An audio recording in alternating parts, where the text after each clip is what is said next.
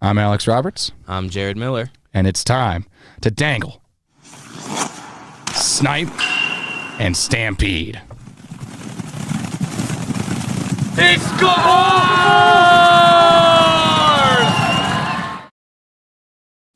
Welcome back to Dangle, Snipe, and Stampede. I am Alex Roberts. I'm Jared Miller. And back with us again is Aidan Glockner. Hello. Welcome back. Welcome back. Thank you. We decided that I was important enough to have back for a second time. Yeah, we decided that you did a good enough job in here. We're gonna let you so kindly come back again. Well, that's good to know. I'm glad that you think so highly of me. And it's also vital because I was not here for the games this week. We had 3 games this week. That's what it really is all about. That's what it really is. We had 3 games this week, all from the women's team. 2 against Arizona State, 1 against Denver, and they went 1-2 in those games. Their first conference games of the year. Yeah, I mean, we talked about it last week. The women's team did not have an easy test. Obviously, they played two pretty good teams the previous weekends, and then Arizona State is good. To put it lightly. Yeah, I think that's an understatement. That is an understatement. Yeah. I mean, Arizona State, 14 points in the division right now, 4 ahead of Utah. They're good. Yeah, so their only loss is to Maryville. They're undefeated in conference. Yep. And it reigning conference champions. Yep. So, it definitely showed, because that first game on Friday night, oh man, it was close for the first period. Yeah, it was because it was 2-0 after the first, and it was definitely it was 3-0. Sorry, it was 3-0 after the first. Yeah. But it was within reach. It looked like it was close, but it was all ASU. Yeah. Colorado didn't really get many chances. And not really. And when they did, they were not the highest of quality. And then after that, it was 6-0. Yeah, it was 3-0, 6-0, and then it ended 7-0. So good third period, but yeah, they definitely tightened up defensively a little bit, stopped their chances. But what did you say the shots were in that game? Do you have counted that? Because it was all ASU. Zoe Watson, if you'll give me a minute, she looked pretty good in that game. Mm-hmm. Not enough to keep the team as close, but I don't think you can really fault her when the chances against were a lot of high quality shots from the slot and tap-ins and stuff like that. It wasn't easy. Yeah. Real quick, while you're still looking for that, I want to wish everyone a happy Halloween. We're recording this on Halloween. Ooh. So you seem to be a little bit festive, Jared, with your Devils merch, because it's like Halloween. Yeah, spooky, the Devils. Yeah, spooky. Yep. Yeah, very scary. Yep. Did you especially their power play. Also, you have some nice festive earrings on. I do. It's very festive. They look really good. I know. Thank you. They got like pumpkins, ghosts, whatever, all Halloween stuff. Candy corn. Did you see the Devils like Pine Barren post video they put up today for Halloween? I haven't. No. It was actually kind of funny. It featured it was like 4 other fans dressed up in Isles merch, Rangers, Flyers, and Canes. So they're like division members, and it was like this whole bit about like the New Jersey like devil like myth and like in the forest, and it was actually pretty good. It was good production. I liked it. It was good. I'll have to take a look. So very, very thematic. Your final shots on goal, by the way, from that game on Friday, the 7-0, were they were okay, so they're not great. They're 53-22 ASU, 23-11-19 for ASU by period, 9-10-3 for Colorado by period. Is that how you tracked it, or was that the ACHA website? That's ACHA. I had not. Yeah. Was it more lopsided? I don't remember 19 shots or hour 23. I had a wonderful total of 32-16. So I was close-ish on Colorado. Okay. ASU had a lot more than I had accounted for. Yeah, I mean, a lot of shots. That's a lot of shots lit up in a game. And it was just that ASU team is the clearly the best team in the conference. Mm-hmm. I think it hasn't changed from last year. And if you looked at, like, they played 4 games this week and they won all 4. 3 of them were shutouts. We'll get to They let up just one goal all weekend. in 48 hours. And that's really impressive. Come on. That, And yeah. so, like, their goalies are good, but they don't let up a lot of chances. They could run a different lineup every day, because I was following kind of their lineups. I think they had a different lineup for every game, and it just did not matter. Yeah, Whoever they something put like together was going to score. Yeah, and I know you weren't there, Alex, but it legitimately. listening. Yeah, okay, well, there we go. I was listening. You were there in spirit. But obviously I was listening. I wasn't watching it most of the time. So you guys have the primary knowledge here. Yeah, obviously, just still on the Friday night game, the 7-0 game. It was just like, there was no opportunity for anything really for CU. There just wasn't any opportunity to have time to get out of your zone. There wasn't any time for them to like really set up a play. There just was no time and space for CU at all in that game. And I talked about it a lot.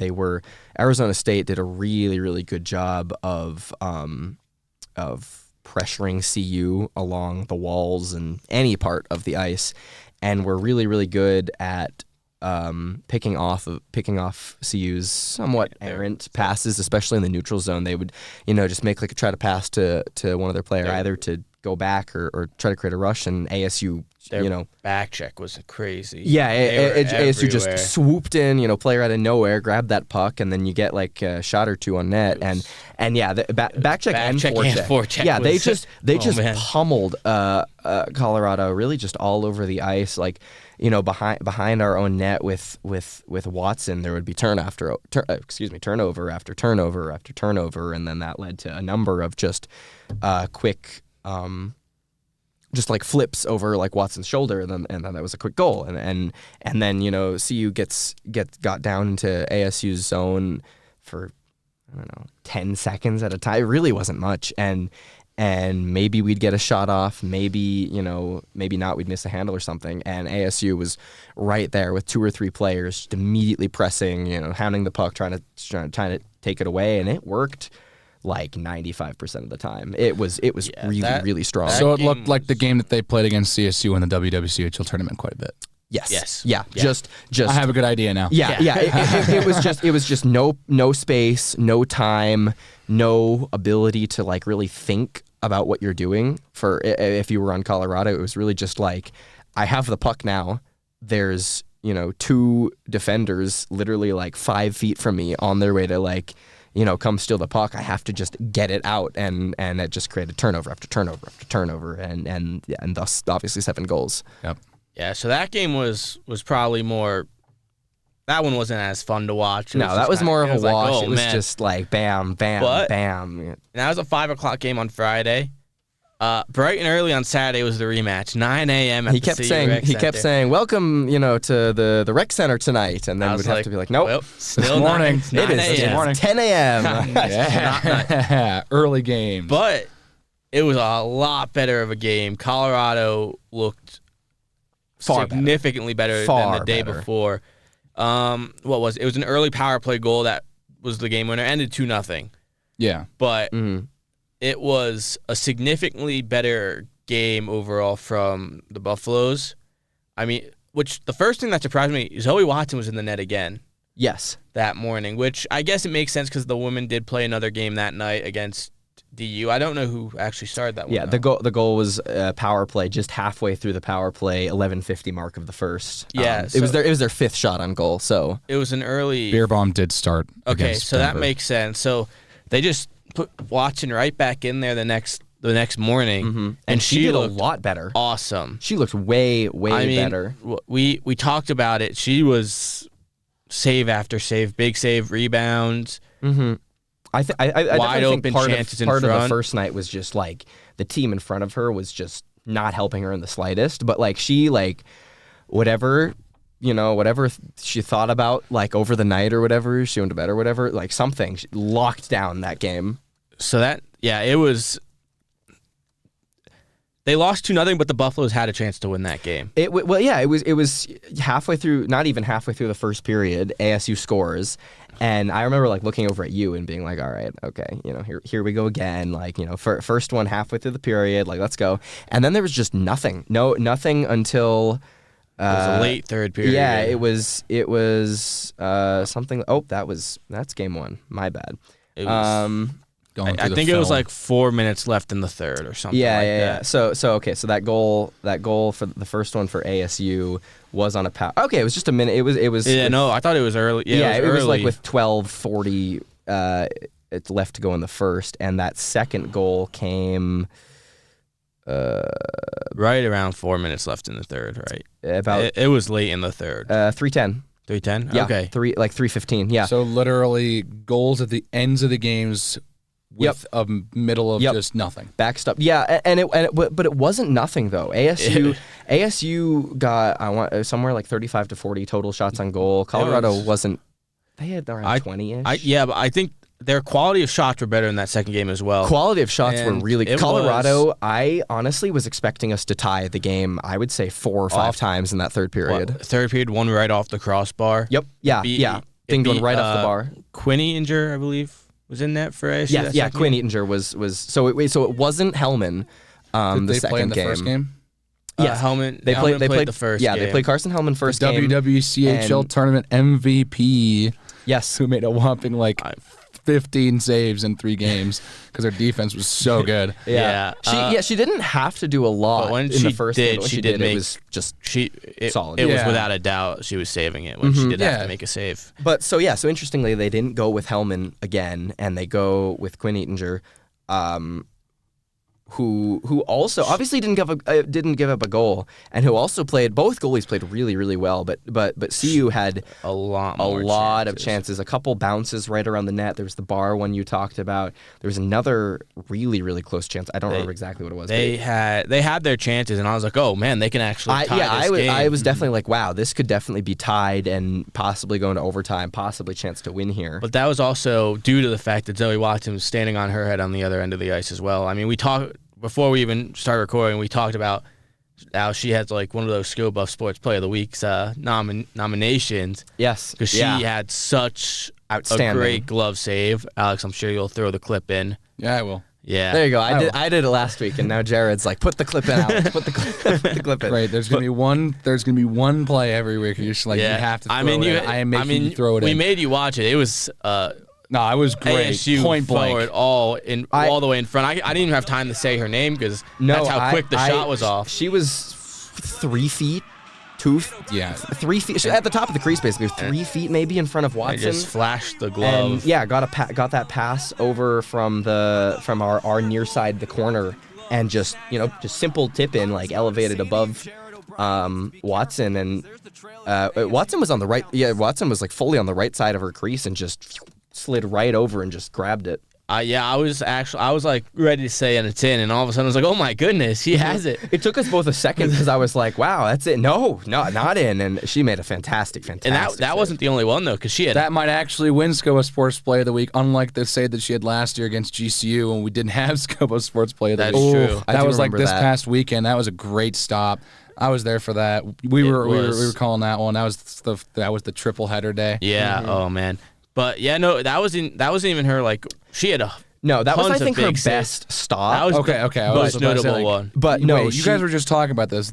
What do you mean it's not the best save? It is. No, I think that one was her best one and the most notable one that I can remember. But she genuinely if you ever are inclined to go back and periodically just flip through that game, just a number chance after chance after chance. ASU, I think, that was with 11 minutes left in the third. So that's why it was also even more notable because it was they're still in this game. It's 1-0. Mm-hmm. But that would I want to say in away. The second she had a number of really good chances. Even in the first, she was just on point whole game, locked down. Obviously gave up the 2, but the second one wasn't her fault at all. No. It was a breakaway, and it was one that I think pulled her just way out of position to the top of the crease. It was the captain of the ASU team, Elle McKenna. And yes, yeah. She did not make a mistake on that breakaway. It was a nice move. Had the whole net, and it was just a unlucky turnover at the blue line that let her just walk in, blue line all the way.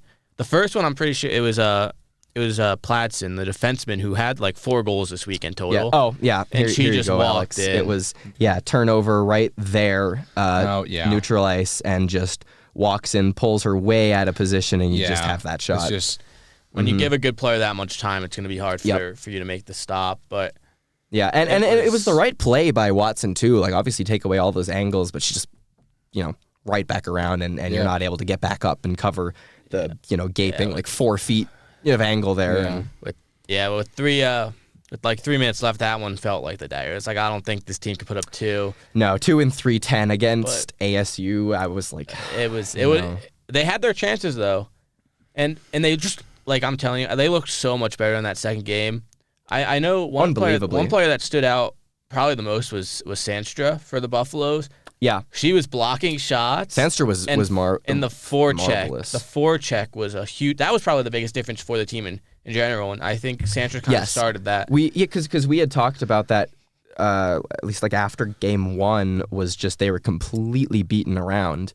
Like, no question about it, and we were just like, regardless of how the game goes tomorrow, regardless of how they do, they need to just be able to find some way to even just deal with Arizona State's just the way they play and how just like tenacious it was. And they did. They really were. They were much better in their own zone, and honestly had some really good moments in the offensive zone. Actually, a lot more sustained pressure. Yeah, a lot more sustained pressure time, and were able to really, they were able to much better like dig a puck out of a zone or and make like a pass back to their defenseman at the top and just keep possession, get some chances on the net. One like it was. I think it was the duo of Sandstra and Terletska. They were just cycling. Mm-hmm. They had a couple like 1.5, 2-minute shifts all in the offensive zone. The penalty kill looked good. They were blocking shots. I think they had 7 penalties, and I think they scored obviously the first penalty, but they were blocking shots. There was I think there was one shift where they just blocked 2 shots in a row, and then a big save by Watson. Yep. And I was like, there was a double shot. Yes, there was a double shot block. I want to say by the same. I don't remember which player. I think it was 2 different players. It could be 2 or the same, but there was now. basically a shot block, rebound right back to ASU, another shot block, rebound right back to ASU, down, and then Watson made one of her. I think she made like a save on the right, and then quick had to get over with the left or something like that. It was a really, really good sequence. But it was like it was just a whole different game, and I think they looked a lot better. And I think it's promising, kind of moving forward, that like if you can compete with that ASU team and keep it close. Obviously, they weren't able to put one in, but they were able to compete. They showed they can compete with that team, and that's a team that's the team to beat still. Well, I think is pretty much a lock for Nationals, unless something crazy happens in the WWCHL. ASU converted on 1 of their 7 power plays. Obviously, we converted on 0 of our 5, but just 1 of 7 is it's pretty good. Great improvement on that. Yeah. So I think from what it sounds like, and it was Platson. You were right with that first goal. There was a lot of impressive play, even though they did get shut out. They still had good signs that look. Especially at these being their first conference games, they don't get to play SU at all for the rest of the regular season. Yeah. So it's like if they look that good and they can find ways to put it in the net, like, you think that they have a good shot at the tournament? Would you say that that's kind of a take? It has to be more consistent. Okay. But yeah, if they play like that, they can definitely get in. And I think I guess we can move on. We didn't stream this game, but they had another game that Saturday night at 5 p.m. against the University of Denver. Took home their second win of the season, putting up 6 goals. Yeah, 6-2. And that was a Denver team that had a pretty good record coming into the game. Yeah, they were 4-2. Let me see. They beat CSU. They'd lost to CSU. They lost to Michigan State like we did. They beat Montana State twice, and then they beat a D2 Air Force team that was at D1 last year. So they're not a bad awful, because those are some good wins. Because that CSU team's also not too bad. That CSU win is the big win. I mean, we beat Montana State and everything, but like, I think that really the CSU win's still like the win that's, I think most people are gonna be like, yeah, that's probably the real big win there. Because Montana State, those are pretty much 2 free wins. Air Force, they actually got demoted to D2 this season. That's also pretty much a free win. So they'll get a chance at CSU. this weekend, and CU will also get another crack at Denver this weekend on the road this time. Last week, they didn't have a game in November scheduled. All of a sudden, they have a game scheduled for this weekend against Denver, and then that's their last game until December. If they're able to win that one and put up 2 conference wins, 3 in total, I mean, that's a lot better than 2 heading into December. Well, and the big telling is mainly, of course, conference record, 2-2. Yeah. Their overall record's 3-7 if they win that game, which isn't great, but it's really the conference that matters most. So, I mean, if they win that game, they're right back. I mean, they're still in it. They're 1-2 right now, and they played the best team in the conference. And so theoretically, every game they play moving forward in the conference should not be as bad as what they faced this weekend. Obviously, Utah's a good team. GCU's a good team. GCU, they played their first conference games. They split with Utah. Okay, so they got their first win of the year. So I think we discussed this previously. It really is up in the air. It's ASU and then everyone else. And I think Utah is kind of a bit of a front runner right now. Yeah, because everyone else in the conference has one conference win. Yep, that's it. So still a lot of time, but if they can go, I mean, they played Denver, beat them 6-2. Yep, it's nice to finally see the offense kind of click because they haven't been generating too much. Even in that Montana State win, they only had 4 goals. only they had 4 goals, which is a team that let up a lot of goals. Yep, and I last think year and even this year as well. So I think especially the big reason why they didn't score more against Montana State was because of that goaltender that they played. I mean, they put on a ton of shots, and it's just their goaltender was able to stop way more than expected. And well, yeah, that's why you also need to look at for their conference and then just overall record success. That's why you just need to look at Watson and Bierbaum as they also need to be playing as consistently as we want the rest of the team too. Because you said like for their chances, and I agree with it. That like they definitely had flashes of what I would like. I considered very good plays and very good strategy, but it wasn't consistent enough, and that's why they lost both games to ASU. But in the against ASU, Watson saved 47 out of 49. And in the Denver game, Bierbaum saved 34 of 36. So you need to also just be able to. You need to also be able to have that, like that. You know that you have that stalwart and backstop in net, where like if you're still developing that, that identity you want to have, that play that we want them to have, that sustained play, they need to be able to sometimes have that goaltending backstop to fall back on and be like, we're making mistakes right now. You got to bail us out of this. Yeah, and I think it's also important that they score. They score plentiful. Yes. Because getting out to leads is so much better for their goaltenders. Yeah, and I like just like consistent, like what McKendree, they lost 12-1 and what 4-0 4-0 the next game. I mean that's a huge improvement if you ask me. Yeah. 7-0, 2-0. So clearly they can adjust and figure things out. Yeah, it's just a you little can't get slower. blown out in the first game against a good team and then bounce back the next day. Obviously they have, but it's if they can figure out how to start the series and play consistently at the beginning, I think there is a chance. Because you just got to be the top 4. Yep. Once you get in, anything can happen. It's going to be tough, but you just got to be top 4, and there's a lot of hockey left. So I think what's important for this team is to find an identity offensively. Obviously, we've talked a lot about Watson and Bierbaum, but I feel like offensively, just from looking at the score sheet, there needs to be some. The Denver game is a huge improvement because outside of that Montana State game, they'd scored multiple goals just once. Mm-hmm. They've scored multiple goals 3 times this season out of 9 tries, and they've won 2 of those games where they've scored more than once, and they've been shut out several times. 1, 2, 3, 4. I think they've been shut out 4 times. Mm-hmm. Like So the that's something offense that needs to needs find to- something. So yeah. getting out to that 3-0 lead against Denver. Yeah. I mean, there was a 5-goal first period. They were a 4-1 after the end of the first. Mm-hmm. That is huge. That's a They lot need to continue more to do that. comfortable than I mean, they're going down 1-0. Yes, I mean their leading goal scorer is Mia Faselli, who only has 4. It's a new, and she's a new player to Yes, this team. yeah, So that is good to see. Yeah, Mia Yeah. Faselli, total of 4 for 6 points, so 2 assists. I think they'll figure that out a little more. Like, just playing better, Yeah. you're going to get those chances. The puck's going to go in eventually. At least you have to hope. Well, I mean, they'll So- get plenty of time off. They get this game against Denver, and then they are off for pretty much a month, and then Which I don't know is necessarily a good thing. I mean, yeah, you're right. I mean, it's a pretty long break, yeah. time. I would not, if I was playing, I would not be a fan of that. I know Yeah. when I yeah, played, you just want to play, you know. You just want to And- play. You want to just keep going, especially after winning a game. If they go win the next one, they have 2 wins and then they have a month off. I mean, and it's like I'd you want to lose just all keep your going. rhythm and momentum. It's Well, and to me, I feel like you kind of try to find ways to schedule opponents. Like, obviously, you're going to be able to schedule the conference opponents. I feel like this is not necessarily a women's issue, but Yeah. I feel like the D2 team is the best at scheduling non-conference opponents.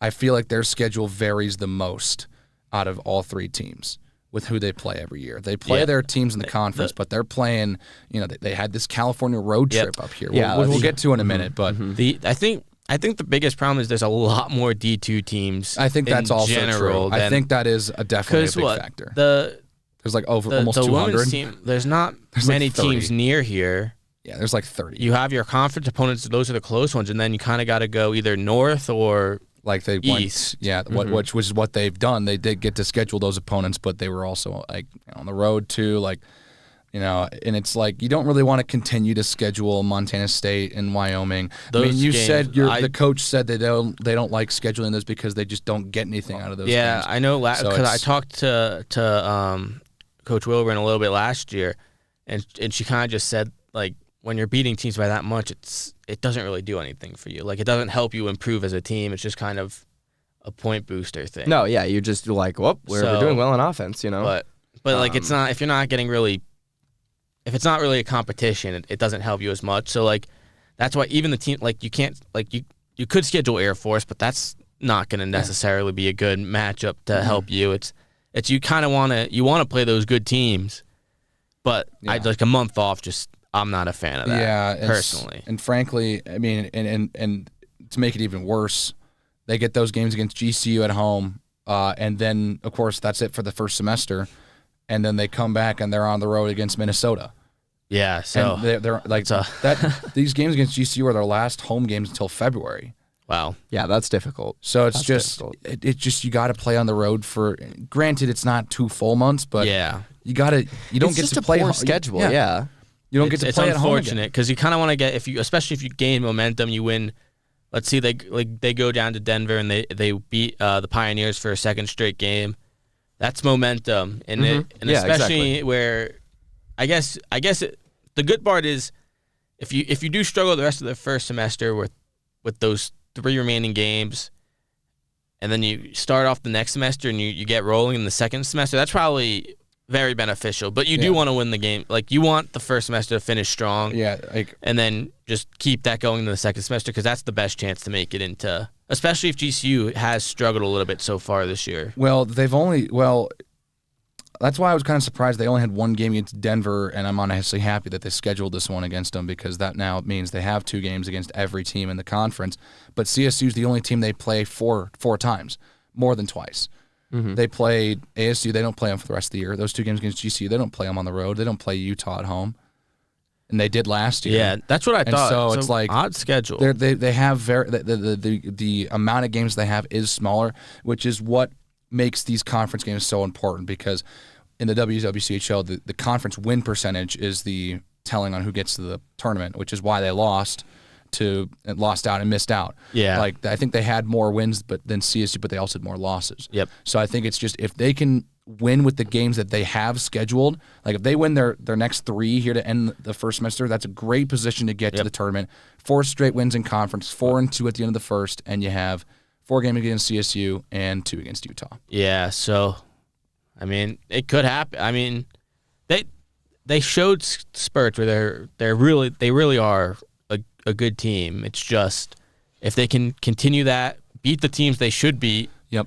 Which, again, the WCHL is a pretty close conference. I would say when it comes to the skill differential. I after ASU. Yeah. I mean, I think they could, going back to your question, I think they can make that tournament. And I think they probably didn't like that after winning the championship. They missed it last year. Mm-hmm. So why not go back and try to fight for it again? Yep. So they'll have to pretty much knock. It's really interesting. It feels like it's going to be less of a dogfight. I think Utah will get a bid in there somewhere. I think it's going to be a dogfight between the other four: us, Colorado State, Grand Canyon, and Denver. I think it's going to be a dogfight between the four of those teams to get those last two spots to play in Salt Lake City. Yeah. So, I mean, I'm excited to see how that turns out. Mm-hmm. I think this weekend showed promise. Well, I think Saturday especially showed promise. Yeah. It's like, okay, they can compete and they can win because they beat Denver. So Yeah. Saturday they put together a much better response game against Arizona State, lost it, and then rebounded, and we're like, okay, right back onto Denver, and then that's difficult, immediately later that afternoon, but right back onto Denver and won that 6-2, and you mentioned like offensive production, and I mentioned Faselli, but it's not a whole lot with that in specific. Obviously there was the 7-0 game, the 12-0 you said against 12-1 against McKendree. But Jordan Bonk, I would say one of their quickest and best forwards. Oh, she had such a good goal against Montana State. Oh, that was fantastic. 4 points, 2 goals. Claire Furla, I think also quite good. 1 goal, 1 point. Sandstra, you were talking about, also 1 goal, 1 point. And then you've got Wallace 1 point, Terletska 1 point. Then you guys are and you're missing Atwood, of course. Well, she's at the top. Well, Yeah, so Atwood. That's a Atwood is defenseman too. Yeah, as a defenseman. So Atwood currently tied with Bonk for second, 4 points, 2 and 2, in 8 games that she's I played. really like the way Atwood plays. I really like her. Yeah, she definitely had a couple of mistakes that I noticed in both games, but overall, I would say she played very solidly. I think she played very good, especially in the first game, which was just kind of an off game for everyone. Mm-hmm. But also then you've got on the offensive stuff, you've got Raymond, nothing. Nasty, nothing. McCloskey, nothing. Aarons, nothing. Hatcher, nothing. Henderson, nothing. So I would love to see Nasty get going as a new player. She's got some tenacity. She looked good. I obviously no points in 9 games for her, but also just 1 penalty, so 2 penalty minutes. So clean as well. Clean, and she was able for the most part to keep up with ASU very well. Obviously, just wasn't able to get anywhere on score sheet, but she's one of the ones which I think looked really, really good overall, and really both the games. It's a shame that she doesn't have a point yet. Mm-hmm. No, so just a lot of very little production overall. There's just some heavy, like kind of top 5 or whatever, and the rest of it is nothing. And so that's just what we're saying. Just like increase, that offense a little bit if you can. Find those, because they were finding chances in that second game, definitely. Then obviously won 6-2, but I think that the amount of chance that did find kind of helped lead them to that. Yes, 6-2. they found those chances. They had that offensive time. They found the bar post a couple times. They found, on net a lot of different opportunities, and found a lot of different ways to get those opportunities. They weren't all the same. Just obviously weren't able to get them past Eatinger. But that's just something, you want that consistency in. Obviously, this is what you want for if you're any hockey team. Yeah. But obviously, you want that consistency in net and defense that you can be able to fall back on. But then you need to work on A, getting those chances, B, keeping those chances coming, like sustaining them, and finishing on more of those chances than you are.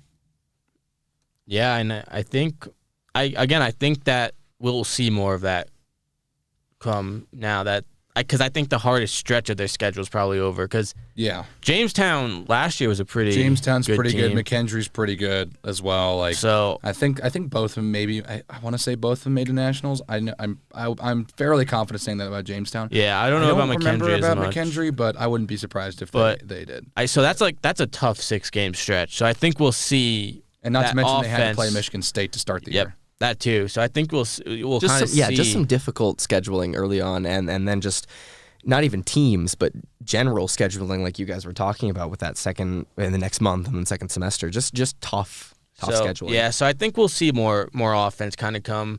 I think it really was a tough stretch of games to start the season. Right. Mm-hmm. So I'm not worried yet about that. I think No, it's definitely just something to look at, keep your eye on, and work on. It's not a worry yet.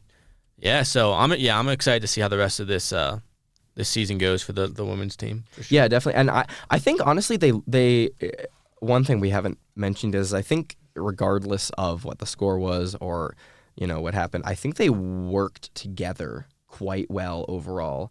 Obviously a lot of returning players, as we've noted, so you have that chemistry, you have that familiarity there, but a couple new ones definitely that I think have fit in really well from what I saw. They, I'm really just kind of working off that second game, just looking for positives. But in that second game, they just because they had that sustained pressure a lot of the time, they were able to flow a little bit better. They had a certain fluidity to their game that wasn't there at all on Friday night, and it just looked like they're getting a little bit more comfortable fully together as a team, and that's a really good thing. A lot of them in different pairings or different lines or whatever looked like they were able to complement and each other and react to things that ASU did a little bit better. Yeah, I think it's fair to now give a little attention to the D2 team who was out in LA this past weekend, just like the football team. They had 3 games over the weekend. On Thursday, they played Cal State Northridge. On Friday, they played UCLA, and on Saturday, they played Loyola Marymount. I guess, any takeaways? The big win, though, against UCLA, that's pretty big for them. They only won 2 games, and they both were against Wyoming. It's their 3rd win of the year, and UCLA was undefeated going into that game, which I think is really big win for them. Yeah, I think that's a good start to that can help turn things around maybe. I don't know. They're 3 points behind their next closest within the conference, CSU. So Colorado's at 9, 3 and 6. 3 and 7. They haven't put in the CUSU. Okay. Northridge So 9 game. points, 3 and 7, and CSU tentatively is 12 points, 4 and 3, unless you were able to find that final game. I see.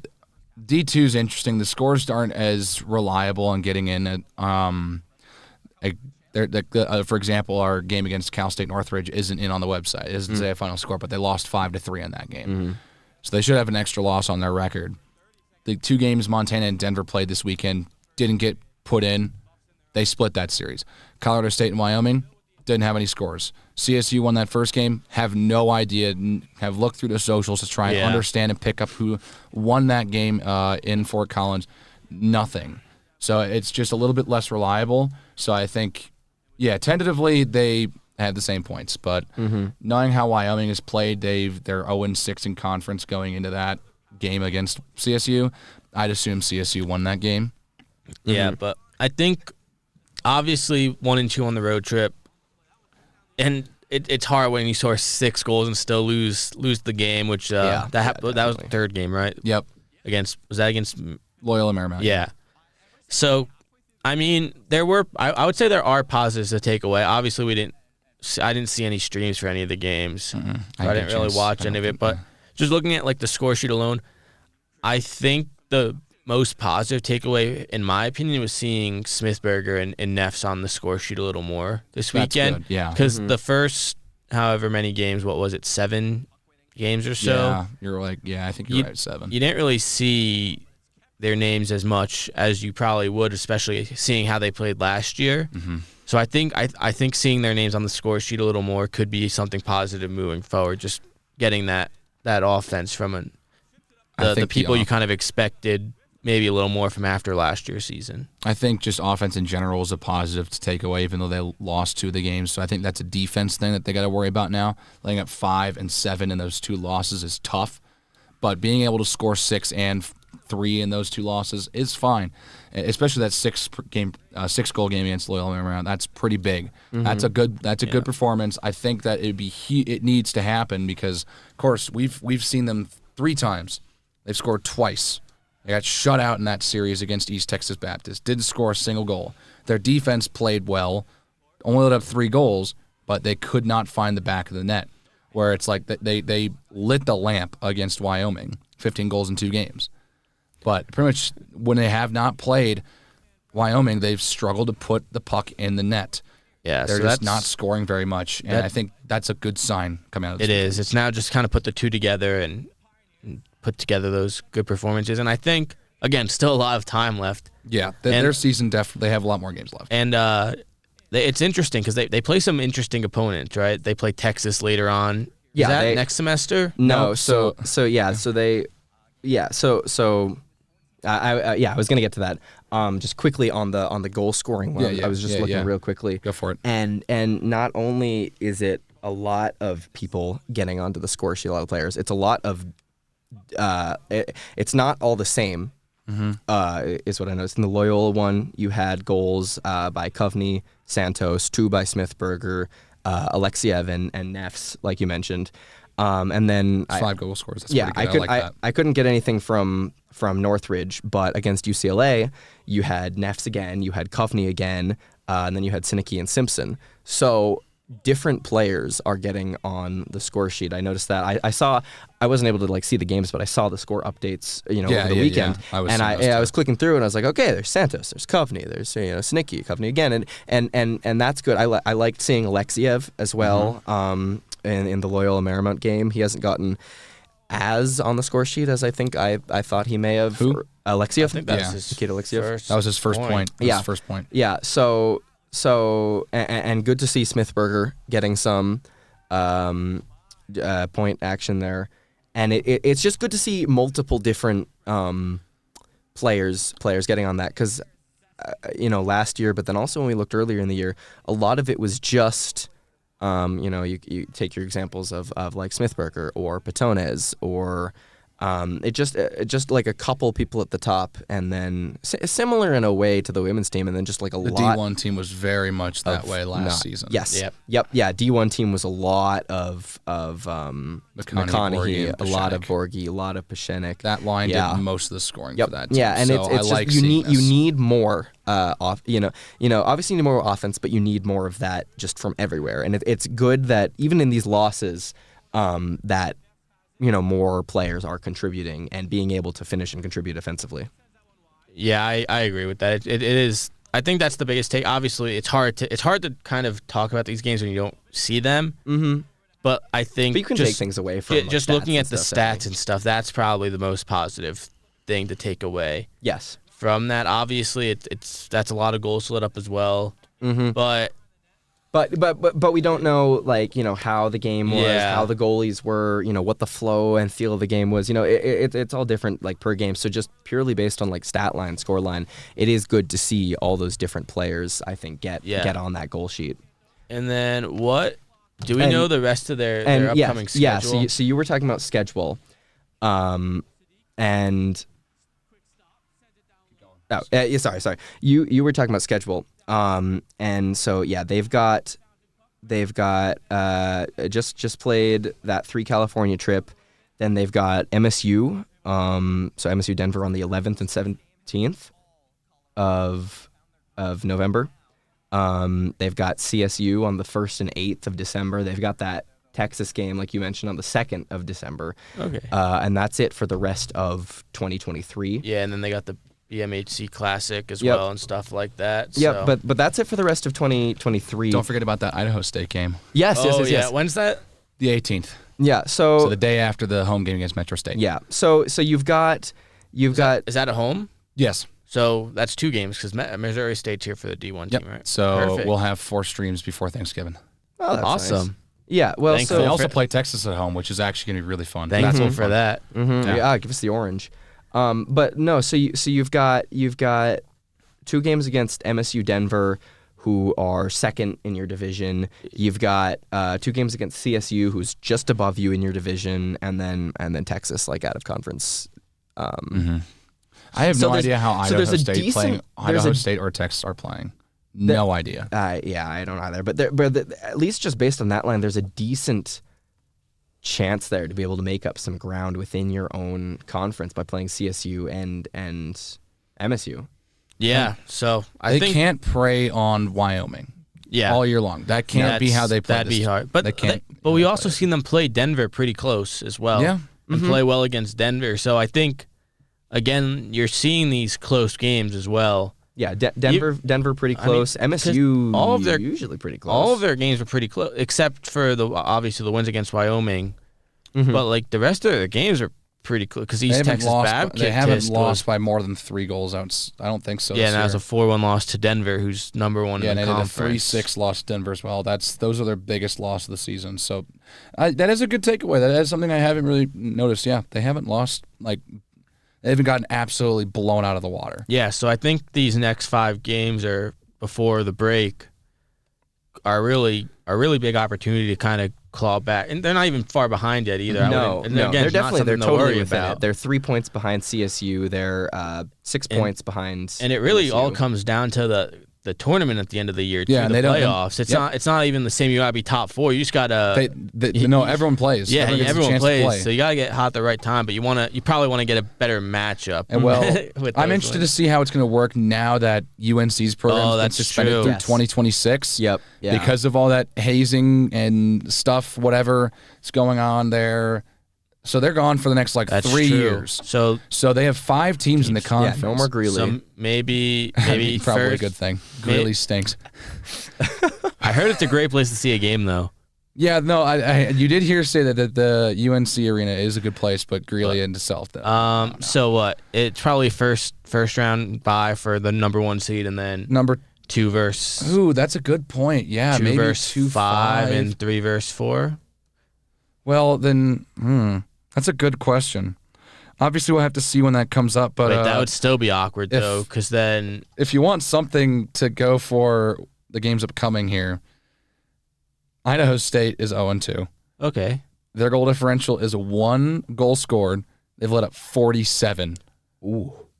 So They have a we- minus okay, 46 goal differential in 2 games. So there's a chance that game doesn't happen then. That's poor. I don't know. Only 2 games so far. That's probably because they just haven't scheduled anything. It's still on here. Maybe. It's still on here. All right. Well, hopefully it happens because that'd be fun to watch.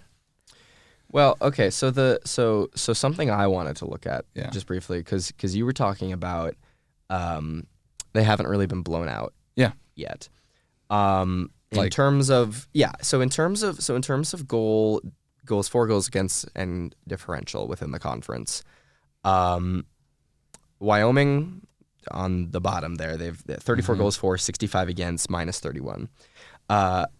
CU ourselves, we have 31 goals for, 29 against over a period of 9 games played. What's interesting is that our next closest conference opponent is you see you're looking at it as well, Metro State, 37 goals for, so very comparable, and 34 over 2 more goals played. The thing I'm looking at is Colorado State has scored 50 and Yeah. only allowed 26. That's actually really good. Yeah, so they've scored 50 goals in 7 games. So And their here's- second game here's a against reason Wyoming why. is still not input. So here, That could've well, I been don't even even think more. that first game is either. Here's the thing. They have a 14-goal game against Park University, which Wyoming scored 9 twice against. That's a reference point. They scored 14 against them. They scored 13 against Wyoming. They scored 6 against ETBU. They scored 9 another time against Wyoming. From the games that they have played and won, they've won big. If they've lost, they've lost kind of close, but the games that they're winning big time. And I think that it's going to be interesting to see down the line. But you mentioned that CU has actually scored more than they have let up. because they don't have the Cal State Northridge game, and that was a 2-goal loss, they're at a solid 0-goal differential on the season. Yes, yeah, 31-31. 34 Oh, and 34. 34. Yeah. Okay. So I mean, it being 3-7 and having an even goal differential, I mean, I'll take that. It's something where it's like, oh, okay, so it really it's been competitive games, and it's like They're just short end of the stick every time. It gives you an idea of what to work on as well. That can flip quickly, and all of a sudden you're winning. You're on a winning streak with just results changing by like a goal or two. Yeah, so it's definitely not a bounce or two. Yeah, it's definitely not, and it's definitely not a like time to panic yet or anything. No, like not as at you all. said, that can flip easily.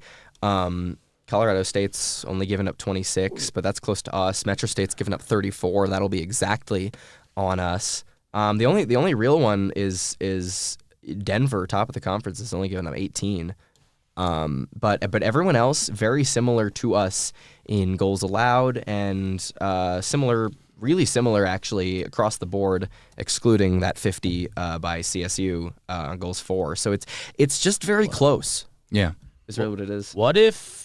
Sorry, I'm back to the playoffs for the. Oh, Yeah. What if they do change it and it's the top 4 teams only make it and the 5th team gets left out? Because even if you do So 5 Wyoming teams, doesn't make it. well, I mean, there's still a lot of hockey. Well, left. yeah, No, do but you like have you automatically make seen it how then? Wyoming is I playing? mean, yeah, but anything can happen. I mean, that we're second. only 3 points ahead of them. They're 6 It's- points. We're 9. I get it, but So- it's like So obviously, if that we is the have case, tiebreaker on them. if I that- think we play them once more, so regardless, I mean, we have tiebreaker. if on that is the Mm-hmm. case, though, those games are a lot more important as well. These upcoming ones and next semester as Yes. well, because it's not like, oh, we're in, we just have to have a good run at the end. It's like, well, we gotta make it. So I don't. Obviously, we should No. probably find out how that works. I don't know if they update Yeah. that somewhere on the BMHC website or. Well, you say next semester, and obviously they have those 4 BMHC games, but the rest of their schedule is at home versus MSU, 3 away versus Utah. Oh, yeah, Utah teams. Not in our conference, but versus Utah. teams in Utah, or not Utah, the school, teams in Utah. It's a Utah road trip. Okay. So they play so not Weber Utah, State, but- Utah Valley, and Utah State, and those are all really good teams. Okay. Or, well, Weber State and Utah State are both really good in the West region. And Utah then- Valley not as much, but still going to be a tough road trip. And then they finish it up with a quick 1-2 February 2nd and 3rd versus Wyoming and CSU. And then they have So- the BMHC Classic, of course, as well to throw in there. Yeah, so there's like you said, there's a couple good teams in there, and then conference opponents. Yep. So second semester, especially 2024, could be huge opportunity to try to make up some points, gain some so- ground, whatever in the conference. I'm just hoping we get. Like, I just want to see. It's hard because a lot of I'm the games honestly have happy. been. I'm just happy they're done playing Denver for the year. A lot of the games have been on the road for all 3 teams, so it's harder to kind of discuss some of these. I can't wait for the home games to kind of pick up a little bit, and it's like, oh, let's go, let's I get mean, into they it. did. You said this, I think, in the last episode, just how all the teams scheduled around the football team, so that when the football team is at home, Allegedly. I don't know if that's I mean, true, but it worked out that way. But every week the football team has been at home, they're on the road. Yeah. So we still won't have any games to broadcast until the week before Thanksgiving, which we'll have 4, which is going to be really fun. I'm actually really looking forward to that weekend, and That should that's be it fun. until Thanksgiving. And then December's actually going to be really jam-packed, actually. Yeah, no, we get like those right games at the end of the against season, GCU, or we get end of the the semester. men's D1 Because they're CSU game, all we get before the the Texas break, game. so it's all right in those first 2 weeks. D2 has a CSU game. I mean, it's gonna be fun. But I guess the thing I'm looking for most this week before they get to play Metro State their next game is that game between Denver and Metro State that'll take place on Friday night. That's at the Promenade. I'm really interested to see how that turns out. If Metro State's able to win that game, that's going to be it's going to be a bit of a tougher game than CU wants that to be, because that's exactly where they're headed next Friday. And of course, then they get the home game against them, so that maybe changes a couple things. But they play in Denver the week, like the day after they're in the Promenade, they'll play at Denver. So I think that it's going to be really interesting with Metro State being the next 2 games, how they play in conference here. Again, and it's Denver, so I think that's what's going to be really interesting. And they knocked them out of the playoffs last season. They knocked them out of the regional tournament. They made the tournament. They won their first game. I think it was against Washington, They moved on. Denver, I think, got the 3 seed in the entire West region out of like 50 teams, and they beat them in their building. So I'm really interested to see how Metro State plays going forward this season. Or actually, no, they didn't play them in their building. They played at a central site, but they still beat Denver. I'm interested to see how they play against them this year. Yeah, still a lot of it's so cliche, but there's a lot of hockey left. There is a lot. I feel like I say that every episode so far. You've said it like 5 times. A lot of hockey left, so it's just something to keep an eye on. And I'm excited to see how things continue to go. Yeah. Yeah, totally. You can. I'm just looking at the goal totals here, not points, but just goal totals for the D2 team. And like I was saying, way back ago on D2, however many minutes ago that was, but there is somewhat of a spread of wealth, if you will, in the goal scoring. Simpson leads with 4, but then you have Sadiq, Sinicki, and Kovney, and Smithberger actually with 3.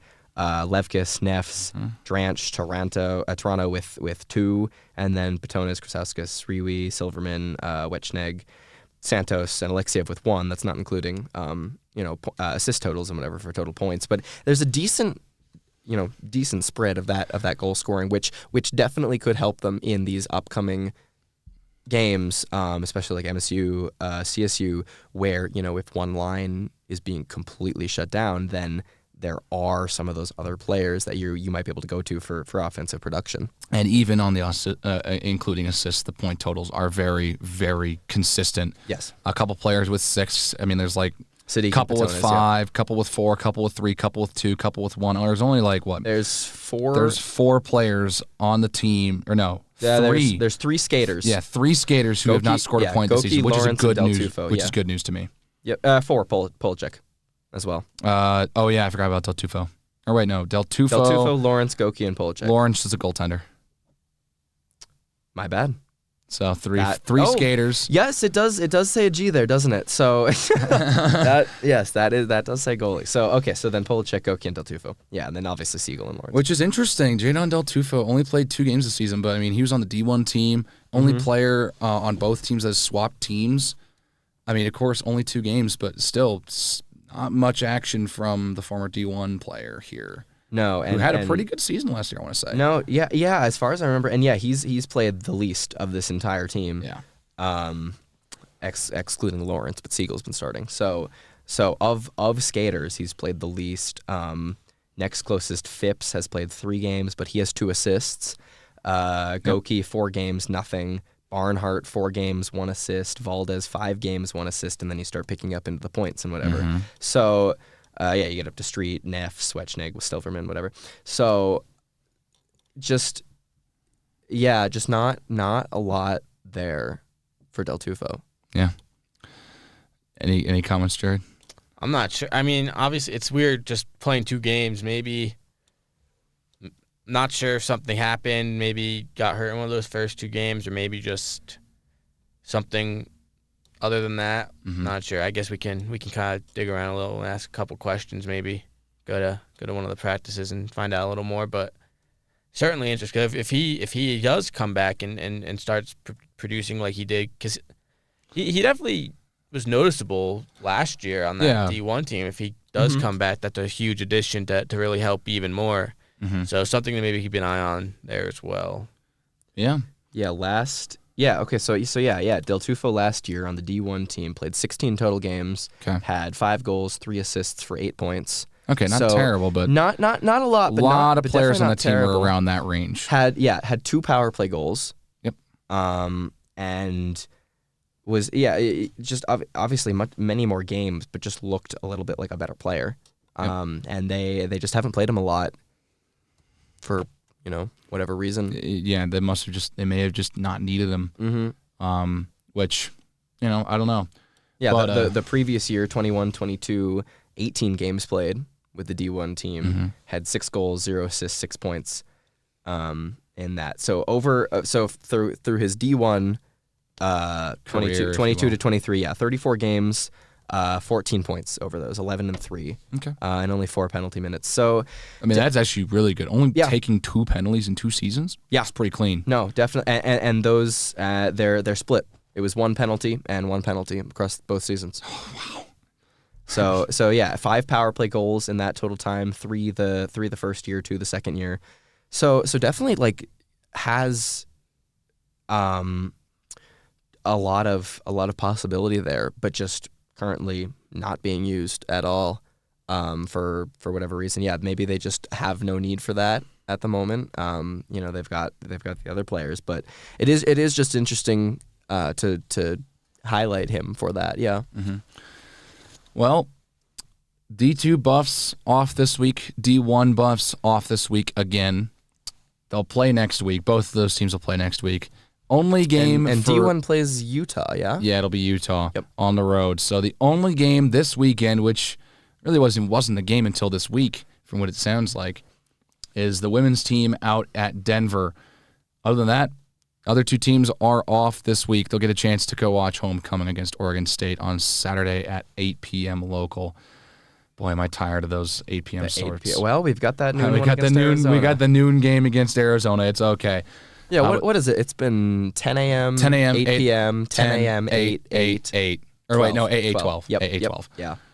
Not fun. 3 games that start. That's at tough 8 for the p.m. players, honestly. Like all I have to do is all I have to do. I mean, you have to play, instruments. All I have to do is just sit in the stands and cheer. Hopefully, that's tough for the players. Yeah, it's tough for everyone who involved working in the game. Organization. I don't like getting home when the sun's rising. Yeah. Because then I wake up very fair. late the next day. What was the last game? That's Stanford. fair. Yeah. I woke up at like Mm-hmm. I don't even know what time. I woke up at like 3 p.m. Yeah. Or you're like totally done by like noon, and you're like, all right. Yeah, we're done by 2. Rest of the And day- it's rest like of the day. it was the one. That was the nice thing about the 10 a.m. games, that we were pretty much all done by like 2:30. Watch 3. the rest of the college football games that day. Yeah, or just do nothing, or just kind of get your Saturday back a little bit. Mm-hmm.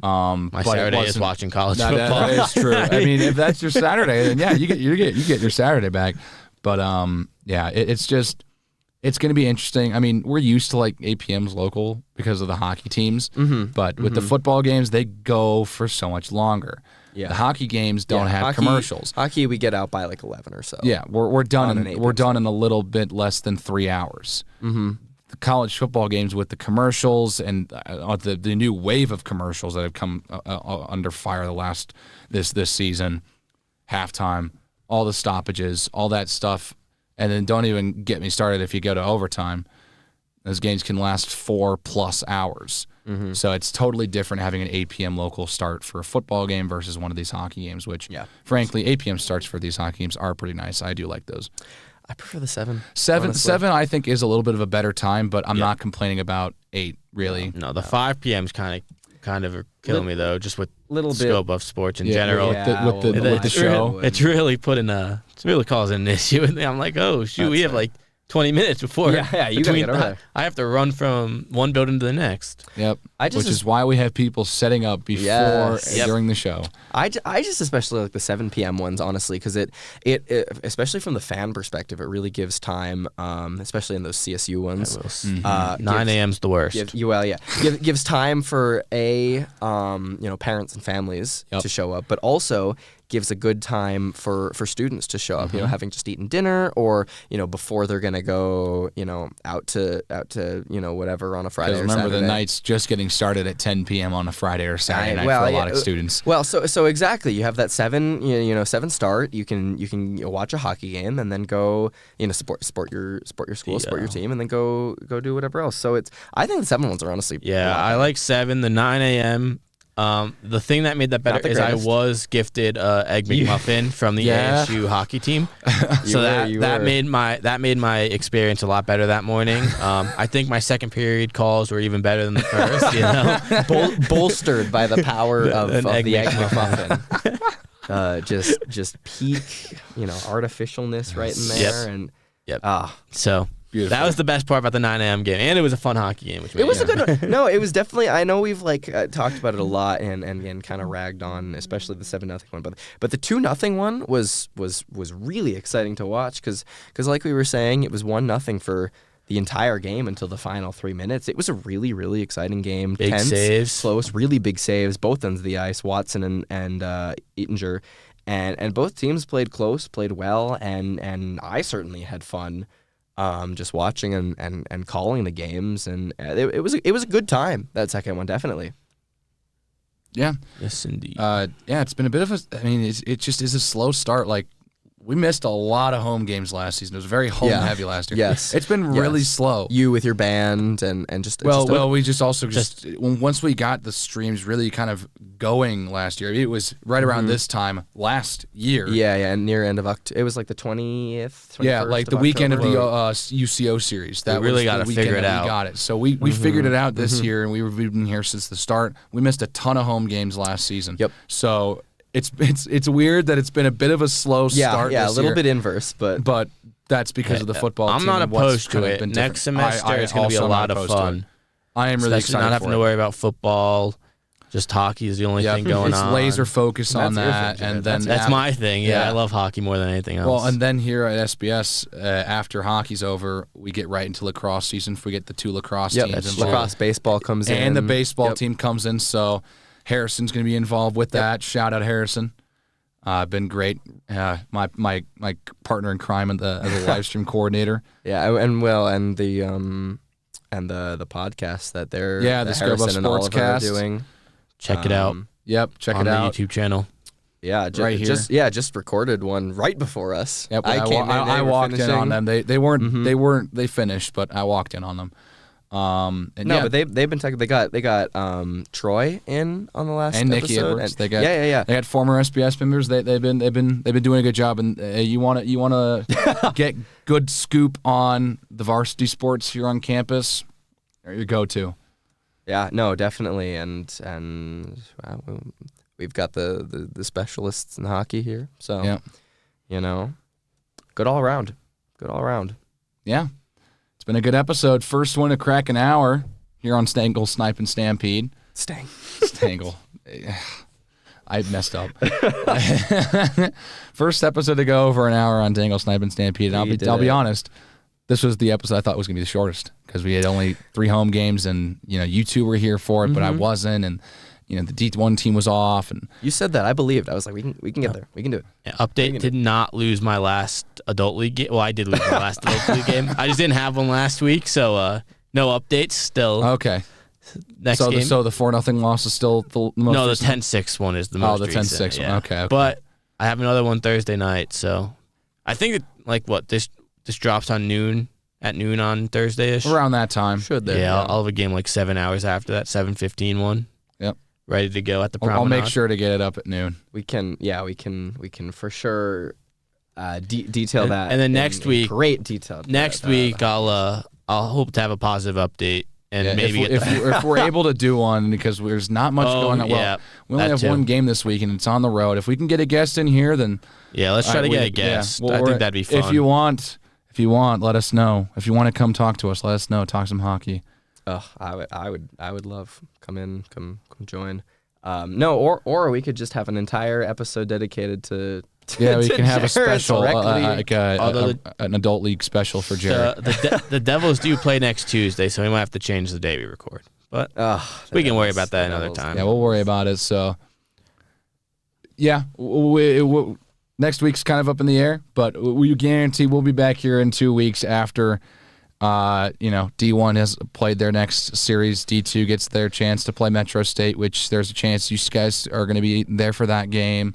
Mm-hmm. And we'll be able to start previewing the CSU series. We'll start previewing the Missouri State and Missouri the State. Metro State, Idaho State games. Yep.